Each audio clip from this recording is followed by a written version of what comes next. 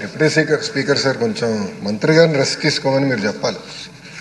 ఎందుకంటే నిన్న కూడా జ్వరంతో వచ్చారు, కౌన్సిల్ కూడా జ్వరంతో వచ్చారు. చెప్పా రెస్ట్ తీసుకోండి, 2 రోజులు కోలుకోవాలి, మీరు సరే పడుకోవట్లేదు అని చెప్తాను.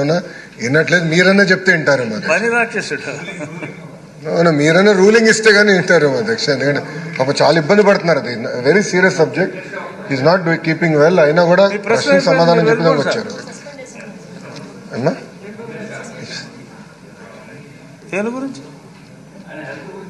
చెప్పండి చెప్పండి సార్ ఒప్పుకుంటారు. అదేంటి సార్ వద్దంటారు? అత్యంత క్లిష్టమైన శాఖ మన గౌరవనీయులైన నిమ్మల రామానాయుడు గారు చేస్తున్నారు అధ్యక్ష. మంచినీరు డాక్టర్ రామానాయుడు గారు మా ఊరే కాబట్టి స్పెషల్ ఫోకస్ ఉంటుంది. మా జిల్లా అధ్యక్ష, నేను పుట్టిన ఊరు పక్కనే వారి ఊరు. విశాఖ జిల్లా కాదు, నర్సాపూర్ దగ్గర మీ ఇది. కానీ ఆయనకి ఎన్నో సేవలు చేస్తున్నారు.